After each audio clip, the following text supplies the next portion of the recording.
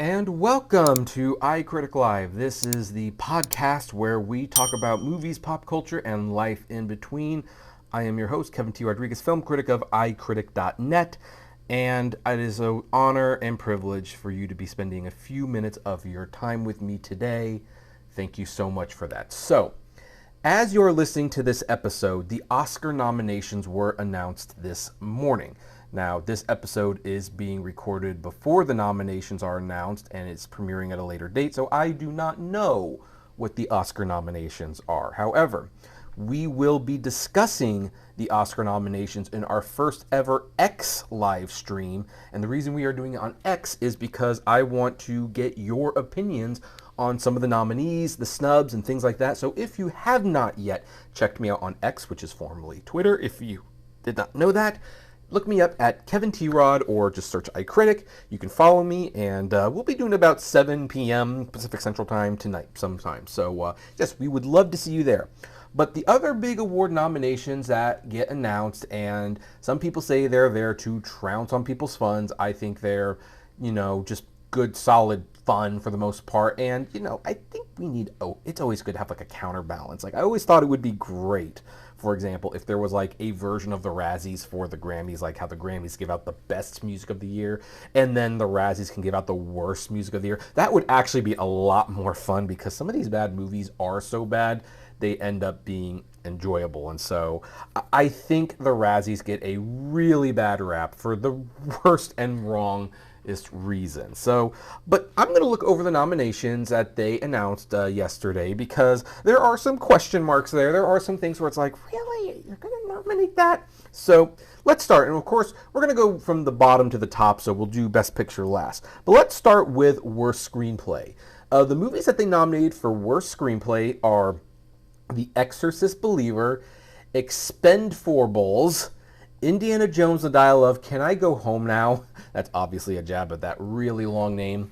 Shazam! Fury of the Gods, and Winnie the Pooh, Blood and Honey. Now, I'm just going to stay up front. There's really nothing that stands out here except for Shazam! Fury of the Gods, because I think that's actually a good film. Not a great film. It's like 3.5 stars, but I think that's an enjoyable film. The rest of these totally understand why they are there. But anytime you see Shazam on here, or hear Shazam on here, because again, this is a podcast, I'm still getting used to the fact it's a podcast, just know that I disagree with it. Now, the worst director is Rhys Frake Waterfield for Winnie the Pooh, Blood and Honey, David Gordon Green for The Exorcist Believer, Peyton Reed for Ant-Man and the Wasp, Quantumanium, Scott Wagg for Expendables, and Ben Wheatley for Meg to the Trench. Now, I guess I'm going to make my second point here. I would personally not be nominating Winnie the Pooh, Blood and Honey for Razzies. Not because it's a terrible movie, because it absolutely is a terrible movie. It's just my personal belief is, don't drag in independent films. It's kind of easy for us to forget Winnie the Pooh, Blood and Honey was basically made on a shoestring budget by independent filmmakers, and it happened to achieve some success, and the next film is going to be a studio film with 10, 20 times the budget. So here's the thing. I think that since it is a miracle that any independent film get made, much less for it to even get distributed, I know it's not that good. It's not something I would recommend you watch. But that being said, it's an independent production, and I feel like that is shooting down. I would personally be saving these slots for a studio-funded film. Look, Peyton Reed for Ant-Man and the Wasp, Quantumanium. Look, I'm going to be honest. I've met Peyton. He probably doesn't remember me, but I have met him, and I did tell him I enjoy the Ant-Man movies quite a bit. And Ant-Man and the Wasp, Quantumanium is not a very good movie, although there is one nomination it got here that I totally disagree with. And so, look, that's a studio film.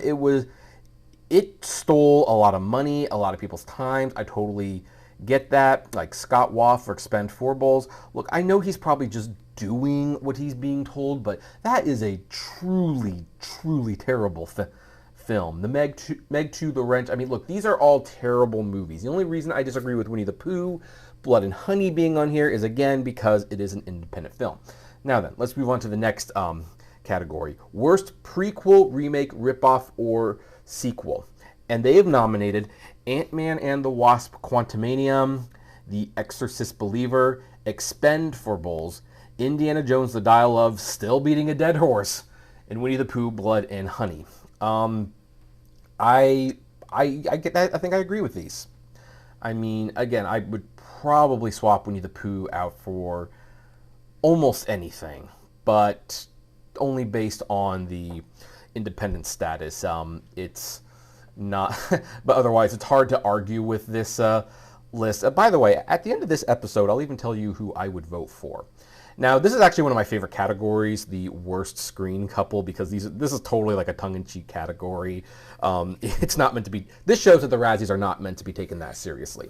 So the worst screen couple is any two merciless mercenaries and Expendables, any two money-grubbing investors who donated to the $400 million for remake rights to The Exorcist. That's great.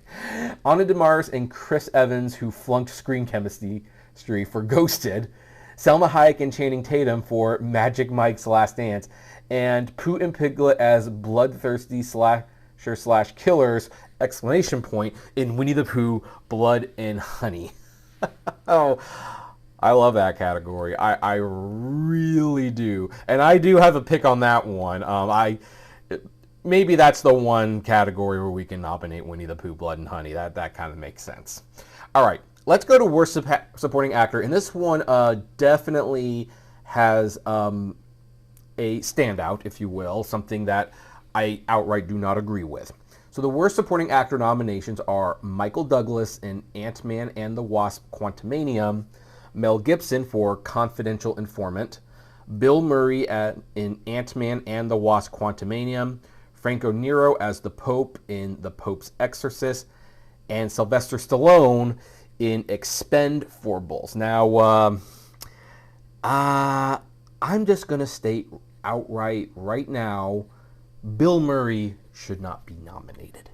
And I'm going to tell you why. Bill Murray was one of the only good things about Ant-Man and the Wasp: Quantumania. I mean, yeah, he came on and it was like 5 minutes and he did Bill Murray shtick. But it was funny. Bill Murray does Bill Murray shtick very, very well. And it was actually, because here's the thing, the Ant-Man movies, the first two, were comedies. They were primarily comedies with action. And then Quantumania comes around, now it's like this dark, serious action movie that's setting up a new phase of the Marvel Cinematic Universe. And you watch it, and it's like, this doesn't even feel like an Ant-Man movie. And then Bill Murray comes in, does his little shtick, and for 5 minutes, it's a lot of fun. So, I mean, here's the thing. Honestly, Bill Murray should be considered for an Oscar for Best Supporting Actor for that movie, not a Razzie.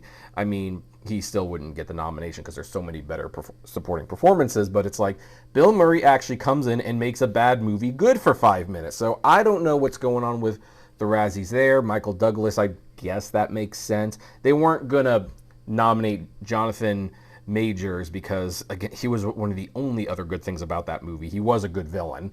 Now, as for Mel Gibson being here, I have not seen Confidential Informant. Maybe it's good, maybe it's bad, I don't know. I do wonder how much he's there just because people don't like him. I've kind of got something, a feeling about that in another category, and of course we're going to get to that. But yeah, Bill Murray should absolutely not be nominated for Worst Supporting Actor. So now we have Worst Supporting Actress. And the nominations are Kim Cattrall for About My Father, Megan Fox for Expendables, Bai Ling for Johnny and Clyde, Lucy Liu, Shazam! Fury of the Gods, Mary Stuart Masterson for Five Nights at Freddy's. So I don't disagree too much with this list, at least from what I've seen. I have not seen About My Father, and I don't know what Johnny and Clyde is. I'm going to be perfectly honest. Don't know what that movie is. Lucy Liu was, I guess, okay in Shazam! Fury of the Gods. Would I call it a Razzie nomination-worthy performance? Probably not, but okay, whatever it is. I'll just, spoil this one right from the get-go. Megan Fox is the winner for Expendables. She has never been a good actress. I'm sorry. I'd say maybe she's the nicest person in the world, but by all accounts, she's not even very nice. So, yeah, I would totally give it to her on this one. That's the only sneak preview you get. We'll get to the rest of them at the end of this episode. So now we're getting to Worst Actor, and the nominations are Russell Crowe for The Pope's Exorcist, Vin Diesel for Fast X, Chris Evans for Ghosted, Jason Statham for Meg 2, The Trench, and Jon Voight for Mercy. Now, Jon Voight's nomination is definitely the standout here, because here's the thing. I have seen Mercy. Like, I really don't even know how it came up. I think my mother-in-law wanted to watch it because she's a big Jon Voight fan. And for the record, I think Jon Voight is a good actor. I mean, the guy won an Academy Award. He's been nominated several times. And it's for a reason. He is a legitimately good actor. And this movie, Mercy, is not very good. I will admit it's not very good. But Jon Voight was fine in it. He was making the best out of a bad situation. In fact, he was probably giving it more than he needed to. Because I think he's got enough taste in movies that he knows that this is schlock he's making. Maybe it's not the worst schlock. He's probably made worse before. But he knows this is not a great movie. But you know what? He's getting paid to do a job. So he's going to come and he's going to do the best that he can. And for the Razzies to nominate him for that, for a movie that is really pretty forgettable and not on anyone's radar, I really suspect that they nominated him because he's a Trump supporter. And look, his Trump supporting is definitely pretty annoying. I mean, but although I will give credit, he's one of the Trump supporters who, you know, will look at like January 6th and say like, you know, this is like not a good thing that happened and this is terrible. So, I mean, he has some common sense left, although evidently not enough. But I think the only reason he's here is because they don't like his politics. And I really hate it when things like that happen. Your politics should not be considered when nominating things. I think that's also why potentially Mel Gibson gets nominated for that movie. Now, I haven't seen that movie. Maybe it really is worthy of a nomination, but it's like for a movie that is so under the radar and forgettable, for them to come out and nominate, it's like I think it's just because they don't like Mel Gibson. And granted, Mel Gibson is very, very hard to like as a person.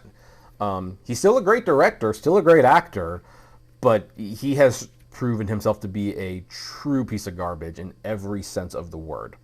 So I don't know about Mel Gibson, but I have seen Mercy, and Jon Voight is not worthy of that nomination, even if the movie itself is not very good.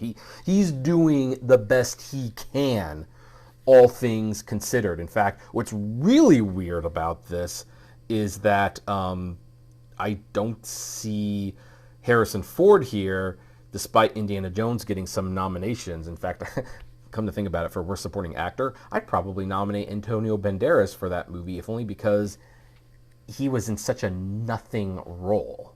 Like, it's a nothing part. It was such a nothing part that at first I thought it was him, and then it ended up being such a nothing role that it's like, well, okay, obviously it's not really Antonio Banderas, because why would you hire him and do nothing with him? I mean, wasn't that one of Roger Ebert's little rulebook things? Like, if you see a huge actor in a nothing role, they're the twist, because you don't hire Morgan Freeman to be the janitor in Bruce Almighty. Like, why would you hire Morgan Freeman to be the janitor? So obviously he was God, but you know, anyway. So that's my opinion on that. I think Jon Voight, that's basically a pot shot nomination. But again, the Razzies aren't meant to be taken that seriously, so it's not like I'm going to lose sleep over this or anything. I'm just mentioning it. And now we get to Worst Picture, and the nominations for Worst Picture are The Exorcist, Believer, Expendables, Meg 2, The Trench, Shazam, Fury of the Gods, and Winnie the Pooh, Blood and Honey. And I'm going to state right now, Shazam, Fury of the Gods is not one of the worst films of the year. Actually, what's really weird is that even though I kind of like The Flash, I'm not going to lie, I'm surprised The Flash isn't here anywhere. Like, people really didn't like The Flash. So why is Shazam here and not The Flash? Heck, why is Shazam here and Aquaman 2 isn't here? There were several superhero movies. Why is Shazam here and The Marvels isn't here? Like, there were some legitimately bad superhero movies that came out this year, And Shazam wasn't one of them. Shazam was okay. It wasn't great, but it's like, yeah, it's fun for what it is. It was mainly disappointing because the first one was just so much better that, you know, it makes the second one being of decent status stand out even more. So anyway, those are my opinions on, you know, the surprise nominations and things like that. But now, who would I be casting my vote to? And I would be casting my vote, when it comes to worst screenplay, I would be giving it to Expendables. When it comes to worst director, I would be nominating Scott Waugh for Expendables. The worst prequel, remake, ripoff, or sequel, Expendables. This is, you can probably see what I don't like here. The worst screen couple, I would be giving it to any two money-grubbing investors who donated to the $400 million for remake rights to The Exorcist, because that was stupid. That was stupid that they did that. Like, The Exorcist has never made enough money to justify that kind of purchase. And you get the worst supporting actor. I'm going to give it to Sylvester Stallone for Expendables. For worst supporting actress, I already told you, it's Megan Fox for Expendables. When it comes to worst actress, shoot, I skipped this category. Ah, darn it. Well, anyway, that was an accident, folks. Well, the worst actress nominees are Ana de Armas for Ghosted, Megan Fox for Johnny and Clyde, Selma Hayek for Magic Mike's Last Dance, Jennifer Lopez for The Mother, and Dame Helen Mirren for Shazam! Fury of the Gods. Now, let's see here. You know, just because Megan Fox is such a terrible actress, I'm going to give it to Megan Fox for Johnny and Clyde. I haven't seen that movie, but, you know, the ones that I've seen, I don't know if those are all Razzie-worthy. I don't think Helen Mirren deserves a Razzie for Shazam. I don't think Selma Hayek deserves a Razzie for Magic Mike's Last Dance. Ana de Armas for Ghosted, probably. But she just seems like such a nice person, so I'm going to go with Megan Fox again. So Megan Fox would get 2 Razzies from me this year.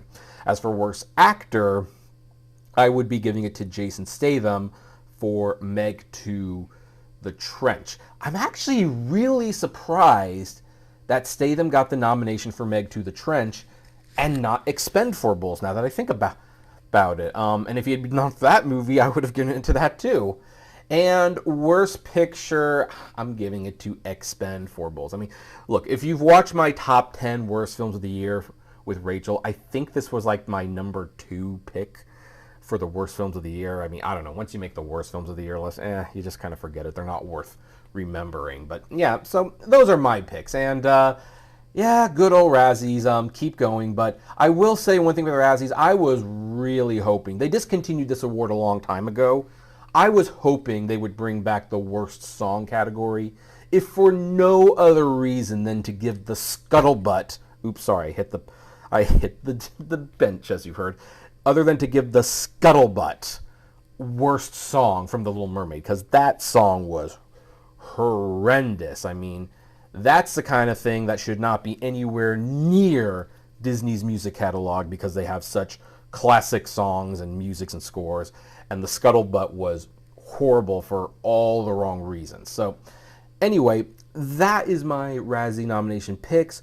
If you are watching this on YouTube, I'd like to know what things you felt got snubbed or anything. If you're listening to us on podcast, give us a like, leave us a review, and subscribe. And remember, we are going to be doing a live stream discussion on X tonight about the Oscar nominations, where I will be inviting other people to come in and express their viewpoints on what they felt about the nominees. So I hope to see you there. Again, my X account is @KevinTrod, or you can search iCritic and you will find me there. Otherwise, thank you for spending a few minutes of your time with me.